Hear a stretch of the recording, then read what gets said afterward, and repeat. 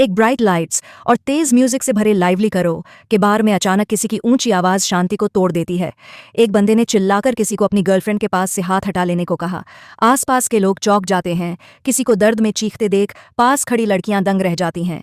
Situation और escalate हो रही थी। लड़के का नाम है जिनसू हान। वो है जनरल सर्जरी स्पेशलिटी के तीसरे साल का स्टूडेंट। बिना किसी वार्निंग के जिनसू उस आदमी के मुंह पर एक जोरदार पंच मारता है। वह आदमी उस ब्लो के लगते ही पीछे गिर जाता है। उसकी टेबल पर रखा फ्राइड चिकन और ड्रिंक भी पलट जाती है। और ऐसे ही जिनसू ने खुद का फ्यूचर बर्बाद कर दिया। अपनी गर्लफ्रेंड की गुजारिश को नजरअंदाज करते हुए वह गुस्से में चिल्लाता है कि उस हरामजादे की उसकी गर्लफ्रेंड पर हाथ डालने की हिम्मत कैसे हुई। वह आदमी ने गुस्से से कहा कि उसमें अपने सुपरवाइजर को मारने की हिम्मत कहाँ से आई। क्या वह क्रेजी है? जिनसू ने भी डिटर्मिनेशन के साथ एडिग होकर जवाब दिया कि हाँ, वह क्रेजी है। वह सब कुछ सह सकता है, लेकिन अपनी गर्लफ्रेंड के साथ हुआ ऐसा एक्ट नहीं सह सकता। लेकिन भले ही रीज़न कोई भी हो, अपने सुपरवाइजर को हिट करने के कॉन्सिक्वेंसेस बहुत बड़े थे। एक सीनियर फैकल्टी डॉक्टर ने उसे डांटते हुए कहा कि क्या उसने सही में अपने प्रोफेसर को हिट किया? बताया खुद को समझता क्या है? उसे इतना क्रेजी हो जाने की क्या ज़रूरत थी? उसका स्पेशलिस्ट बनने का सपना यही खत्म हो गया। जिनसू प्रोफेसर को कोसते हुए अपनी लैब कोट को डस्टबिन में फेंकता है और हॉस्पिटल के कॉरिडोर से निकलने लगता है। और ऐसे ही उसका डार्क फ्यूचर स्टार्ट हो गया। वो दूसरे हॉस्पिटल्स ढूंढने की कोशिश करता है, लेकिन कोई फैमिली बैकग्राउंड ना होने के कारण उसे किसी न किसी बहाने से रिजेक्ट कर दिया जाता है। लेकिन लकी उसकी मुलाकात एक इन्वेस्टर से हुई। उसने उसे एक छोटा प्राइवेट हॉस्पिटल खोलने की गोल्डन अपॉर्चुनिटी दी। इन्वेस्टर उससे हाथ मिलाते हुए कहता है कि उसकी आंखें ग्रेट लोगों को पहचान ही लेती हैं, और फिर वह उसे साथ में अपना बेस्ट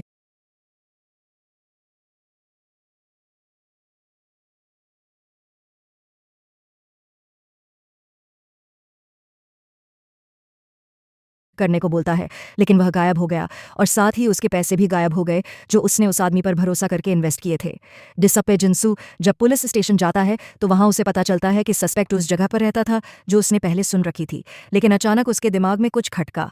वो इन्वेस्टर उसके दुश्मन जिंगू किम का दोस्त था।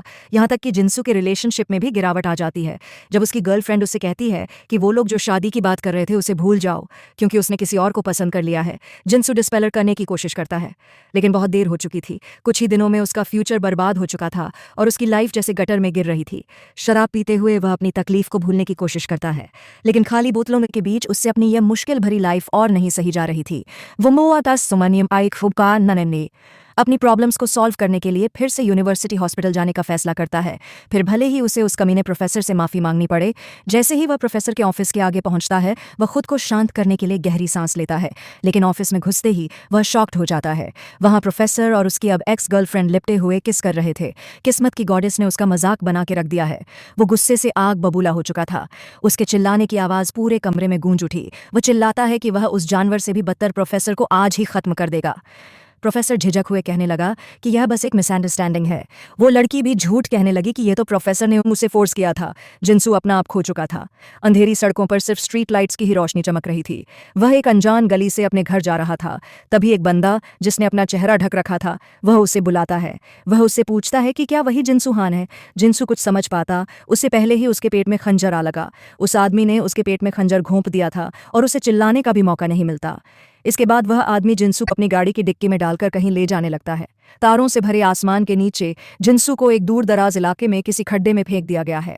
वह आदमी फोन पर प्रोफेसर को बता रहा था कि उसने जिनसू को निपटा दिया है और अब वह उसे दफना देगा। वह आगे कहता है कि उसे अभी के अभी पैसे चाहिए। जिनसू भी उसकी बात सुन रहा था। वह गुस्से से सोचने लगा कि यह पक्का उस कमीने प्रोफेसर जिंग्यू किम का ही काम है। वह रोते हुए सोचता है कि वह ऐसे नहीं मर सकता। इस तरह से मरना फेयर नहीं है।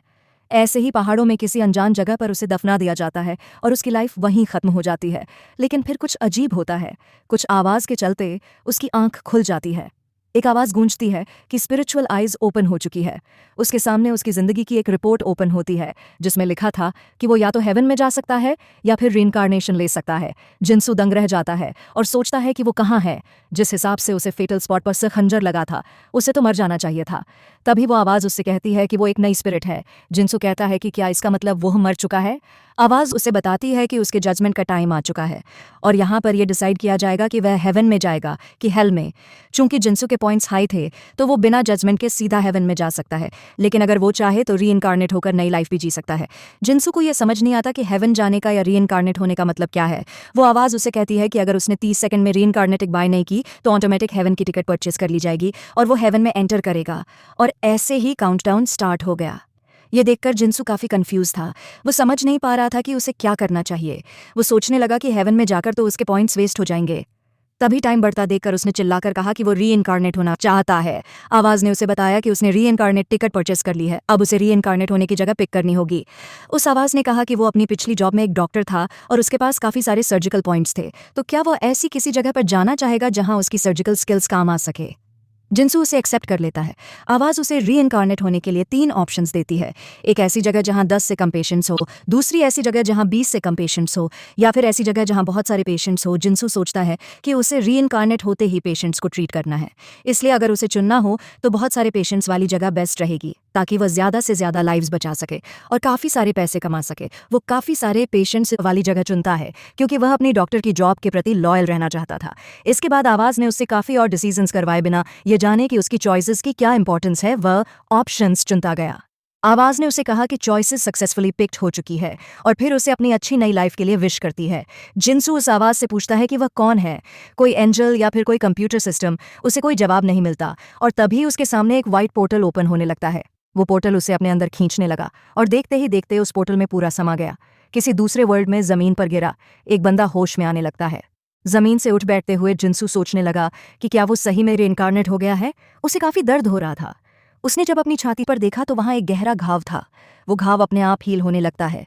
वो खुश होते हुए चल पड़ता है और कहता है कि उसका री-इनकार्नेट होने का डिसीजन सही था। तभी सामने से काला धुआं उठता देख वो चौंक जाता है। उसने अपने चारों ओर का नजारा देखा तो एक भयानक सीन उसकी आंखों के सामने था।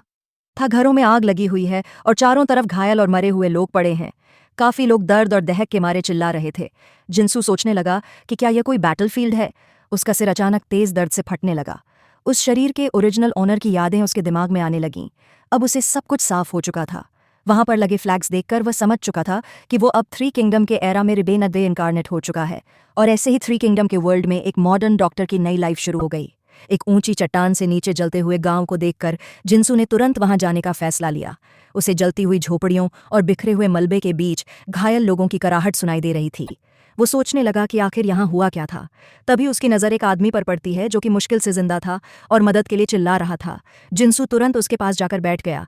उसने उस आदमी को अपने पेट पर से हाथ हटाने को कहा क्योंकि वह उसके घाव देखना चाहता था। वो आदमी उससे खुद को बचाने के लिए रिक्वेस्ट करने लगा। जिनसू सोचने लगा कि मेडिकल ग्लव्स तो छोड़ो, उसके पास हाथ साफ करने के लिए पानी भी नहीं है। अगर वह हॉस्पिटल में होता तो सिचुएशन इतनी मुश्किल नहीं होती। तभी एक आदमी उसे यंग मास्टर कहते हुए उसकी ओर भाग के आने लगता है। वो हान फुए पूछता है कि क्या यंग मास्टर, वोन हुआ ठीक है? दरअसल इस बॉडी के ओरिजिनल ओनर का नाम वोन हुआ था। वनवा उस आदमी को वांग कह के बुलाता है और मुस्कुराते हुए पूछता है कि क्या वो भी ठीक है। वांग उसका हाथ पकड़ते हुए वरी होकर पूछने लगा कि इस पर इतना सारा ब्लड क्यों लगा है, क्या वह घायल है? वनवा उसे कहता है कि यह उसका ब्लड नहीं है। फिर वो उसे जल्द से जल्द कोई कुआं ढूंढकर कुछ साफ पानी और साथ ही कुछ नीडल्स और थ्रेड्स लाने के लिए रिक्वेस्ट करता है। उसकी टोन सुनकर वांग सरप्राइज्ड होते हुए पूछने लगा कि वो इतना पोलाइट क्यों बात कर रहा है।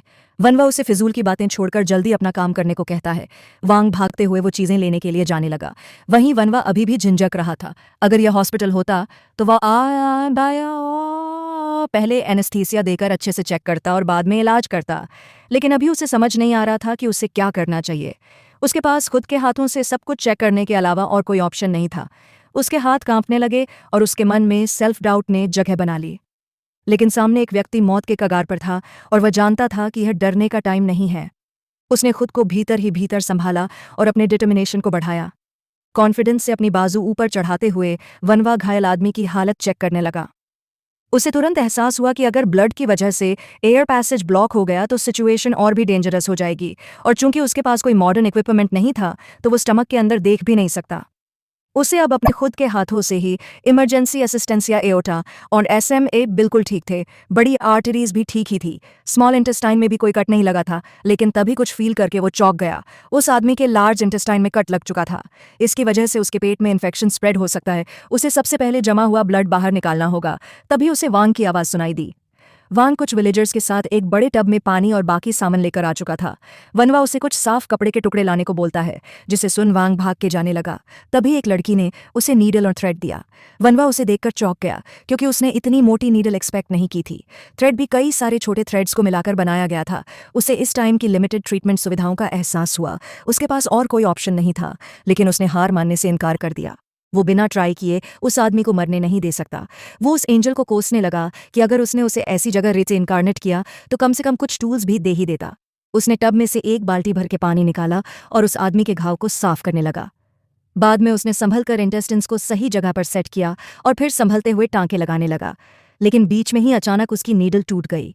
ये देख के वो इरिटेट हो गया, लेकिन फिर भी जैसे तैसे टांके लगाना जारी रखा। थोड़ी देर बाद आखिरकार टांके लग ही गए। वो थक कर बैठते हुए सोचने लगा कि उसने खुद से जितना हो सके उतना कर दिया है। टांके भी उसने जितना सोचा था उससे बेहतर लगे थे। तभी एक औरत दौड़ते हुए उसकी तरफ आने लगी। वो उस आदमी से गले लगकर रोने लगी। वो कह रही थी कि वह अकेली कैसे जिगी। तभी पीछे से वनवा उसे चिंता न करने को कहता है। उसने कहा कि ट्रीटमेंट स्मूथली हो गई है, इसीलिए अगर सब कुछ ठीक रहा तो उसका हस्बैंड बच जाएगा। इस बात पर वो औरत भी सरप्राइज थी। वो पूछने लगी कि पेट कट जाने के बाद भी वो बच सकता है। उसने वनवा से पूछा कि क्या वो एक फिजिशियन है। वनवा ने मुस्कुराकर हाँ में जवाब देते हुए कहा कि उसने मेडिकल आर्ट्स की स्टडी की है। इसके बाद उसने कुछ और बंदों का भी सक्सेसफुली इलाज किया। वो एक बंदे के पेट पर लगा कट भी पहले की तरह ही ठीक करने लगा। वो उसे थोड़ी देर और सहने को कहता है, लेकिन तब तक वह आदमी खत्म हो चुका था। यह देखकर वह काफी निराश था। उसने उस आदमी की आंखें बंद की और उसे ना बचा पाने के लिए काफी उदास हो गया। लेकिन फिर वो डिटर्मिनेशन के साथ खड़ा हो गया। उसने डिसाइड किया कि वो और लोगों को बचाने की भी पूरी कोशिश करेगा। ऐसे ही शाम हो गई। वनवा और वांग घर की ओर जाने लगते हैं। वांग गुस्से से कह रहा था कि वह बैंडिट्स मरना डिजर्व करते हैं, लेकिन यह अच्छी बात है कि यंग मास्टर को कोई चोट नहीं लगी है। वनवा उसकी बात में हामी भरता है, लेकिन वो मन ही मन कह रहा था कि उसका यंग मास्टर तो कब का मर चुका है और अब दूसरी स्पिरिट उसकी बॉडी में आ गई है। फिर वो वांग से पूछता है कि अब जबकि सोल्जर्स को भेज दिया गया है तो बैंडिट्स का खात्मा भी हो ही जाएगा, है ना। वांग कहता है कि उसे नहीं लगता कि ऐसा कुछ होगा। क्या उसे लगता है कि सोल्जर्स बैंडिट्स को मारने के लिए अपनी जान जोखिम में डालेंगे, और वैसे भी अगर ये इतना डेंजरस ना होता तो भी वो लोग कुछ देर तक फाइट करने का प्रिटेंड करते और फिर रुक जाते। रूमर्स तो ऐसे भी है कि बैंडिट्स उन सोल्जर ऑफिशियल को रिश्वत देते हैं। वनवा पूछने लगा कि क्या सही में ऐसा होता है। वह सोचता है कि ऐसा कुछ होने के लिए यह वर्ल्ड कितना करप्ट और क्रूल होगा। वह समझ गया कि इतिहास में येलो टर्बन रिबेलियंस दिमाग में कुछ खटका। अगर टाइम के हिसाब से देखा जाए तो उसे महसूस हुआ कि रिबेलियस का टाइम निकट आ रहा है। उस रिबेलियस में बस कुछ ही साल बचे हैं। वह सोचने लगा कि पूरे चाइना में कोई भी जगह बिना वॉर के नहीं है। वह कहीं भाग भी नहीं सकता। वह उस एंजल को कोसते हुए कहने लगा कि यह सब उसकी गलती है। वही वांग उसे पूछने लगा कि क्या वह उसके बारे में बात कर रहा है। वनवा ने कहा कि नहीं, वह किसी और के बारे में बात कर रहा है। ऐसे ही शाम तक वह लोग घर पहुंच गए। वांग उसे पहले नाह लेने को कहता है, क्योंकि अगर किसी ने उसे ऐसे देख लिया तो उन्हें लगेगा कि वह इंजर्ड है। वनवा भी उसे आज की हेल्प के लिए थैंक यू कहता है। बाल्टी से पानी निकालते हुए वो सोचने लगा कि इस बॉडी के असली ऑनर पर उसकी दूसरे शहर के स्कूल से वापस आते वक्त हमला हुआ होगा। उसके ग्रैंड पेरेंट्स और फादर काफी सालों पहले गुजर चुके हैं और इसे परिवार ने अपनी शान और पावर खो दिया है। उसकी माँ कुछ महीनों से बीमार है और इसीलिए वह मेडिकल की बुक्स पढ़ रहा था। वह सोचता है कि अगर इस बंदे की जगह वह खुद होता तो वह भी यही करता। उस फैमिली का सबसे बड़ा भाई 21 साल का है और उसका नाम हुबक है। दूसरा बड़ा भाई 18 साल का है और उसका नाम हुआ फेन है। वह सोचने लगा कि उन दोनों को बड़ा भाई कहने में उसे थोड़ा ऑकवर्ड फील होता है, क्योंकि असल में वह खुद 31 साल का है। लेकिन अब जबकि उसे इसी बॉडी में रहना है तो उसके पास और कोई चारा नहीं है। तभी उसे पीछे से कोई आवाज़ लगाता है। ये उसका सबसे बड़ा भाई हुबक है। हुबक उससे पूछता है कि उसने वांग से सुना कि वनवा बैंडिट से मिला था, क्या वो ठीक है। वनवा ने कहा कि फॉर्चुनेटली उसे बिल्कुल भी चोट नहीं लगी है। वबक ने भी ये जानकर चैन की सांस ली। वो बैंडिट्स की बात सुनकर काफी चिंतित था। वनवा पूछने लगा कि माँ की हालत कैसी है। हुबक ने बताया कि हर रोज जैसी ही थोड़ी देर पहले ही वह थोड़ी पॉरेज खाकर सो चुकी है। वनवा ने सोचा कि अगर वह सो चुकी है तो वह उन्हें बाद में चेक करेगा। वह अपने भाई से कहता है कि वह अगली सुबह उनसे मिलेगा। उसकी बात पर अजीब रिएक्शन देते हुए हुबक ने पूछा कि इतने लंबे टाइम तक घर से दूर स्टडीज के लिए रहने के बाद भी तुम अपनी माँ से मिलने कल जाओगे। वनवा भी उसकी बात सुनकर चौंक गया, क्योंकि अगर कोई इतने लंबे टाइम तक अपने माँ से ना मिलने के बाद भी उन्हें दूसरे दिन मिलने के लिए बोलेगा तो लोग तो उसे अनफिलियम ही। फिर उसने हुआ बुक से कहा कि दरअसल वह भी माँ से अभी मिलना चाहता है, लेकिन अब जब वह सो चुकी है तो अपनी खुद की ग्रीड के लिए उन्हें जगाने जैसा अनफिलियल काम वह कैसे कर सकता है। हुबक भी उसकी बात पर विचार करने लगा कि उसने बिल्कुल ठीक बात बोली है। वह उसकी तारीफ करते हुए कहता है कि वह बाहर पढ़ाई करके काफ़ी समझदार हो चुका है। फिर वह उसे आराम करने को कहता है। वनवा आराम से बेड पर लेटते हुए सोचने लगा कि आज का दिन तो काफ़ी कटिक था, लेकिन वह समझ नहीं पा रहा है कि अब से उसे क्या करना चाहिए। चीज़ें पहले से ही काफ़ी मुश्किल है। वह समझ नहीं पा रहा कि शुरुआत कहाँ से करें। ऐसे ही सोचते हुए उसकी आंख लग गई। तभी उसे वह आवाज़ फिर से सुनाई देती है जो उसे बता रही थी कि उसकी सारी internal and external disease cure हो चुकी है। अब उसके बॉडी फंक्शन अच्छी कंडीशन में है और रीइंकार्नेस पूरी तरह से कंप्लीट हो चुका है। वह आधा नींद में यह सब कुछ सुन रहा था। दूसरे दिन सुबह वनवा आराम से अंगड़ाई लेते हुए उठा। वह इतने दिनों बाद चैन की नींद मिलने पर काफी खुश था। उसने थोड़ा स्ट्रेचिंग करने का सोचा, लेकिन बैक स्ट्रेच करते हुए वो सरप्राइज हो गया। वो सोचने लगा कि भले ही वो एक टीनेजर है, लेकिन ये कुछ ज्यादा ही फ्लेक्सिबल नहीं हो गया। इसके बाद वो डिफरेंट स्ट्रेचिंग एक्सरसाइज ट्राई करता है। वह उन सबको कर पा रहा था, यहाँ तक कि वह हैंड स्टैंड भी कर पा रहा था। वह अपनी इस नई बॉडी के लिए काफ़ी खुश हो जाता है। इसके बाद वो ब्रेकफास्ट करने पहुंचा, वो और उसके दोनों भाई ब्रेकफास्ट करने के लिए बैठ गए। खाना देखकर वह सोचने लगा कि उसकी फैमिली पहले से काफ़ी गरीब हो चुकी थी, इसलिए खाने में सिर्फ सब्जियां ही थीं और कोई मीट नहीं था। यह सब उसे घास फूस लग रहा था वो इरिटेट होकर सोचता है कि इसीलिए ये बॉडी इतनी पतली है। अपने दूसरे बड़े भाई को देखकर वह वंडर करने लगा कि उसने ऐसा क्या खाया है जो वो इतना मस्कुलर हो गया। तभी हुवाफेन ने उससे पिछले दिन बैंडिट्स के साथ हुई मुलाकात के बारे में पूछा। वनवा ने बताया कि वह तेजी से वहां से भाग निकला था, इसलिए उसे कुछ नहीं हुआ। हुवाफेन उसे समझाने लगा कि सक्सेसफुल बनने के लिए किताबें पढ़ना अच्छी बात है, लेकिन उसे कम से कम उसे खुद को प्रोटेक्ट कर पाने जितना मार्शल आर्ट्स तो सीखना ही चाहिए। वनवा ने कहा कि वो भी ट्रेनिंग करने की सोच ही रहा है। उसकी बात सुनकर दोनों भाई चौंक गए। वाफन हंसते हुए कहने लगा कि अब तक वनवा उसे मार्शल आर्ट्स की ट्रेनिंग छोड़कर किताबें पढ़ने को बोलता था, लेकिन अब क्या हो गया। वनवा मन ही मन कहने लगा कि भाई कभी चाकू से मरकर देखो, फिर तुम्हें पता चलेगा कि तुम अभी भी किताबें पढ़ना पसंद करोगे या नहीं। वाबो कहने लगा कि शायद वनवा बैंडिट्स के हमले से थोड़ा शॉक्ड हो गया है। वनवा ने भी उसकी बात से अग्री किया। उसने आगे कहा कि अब उसे लगता है कि किताबें पढ़ने का कोई फ़ायदा नहीं होगा अगर वो जिंदा ही ना रह सके, इसीलिए वो अब मार्शल आर्ट्स सीखने की सोच रहा है ताकि कम से कम खतरे के टाइम सेफली एस्केप कर पाए।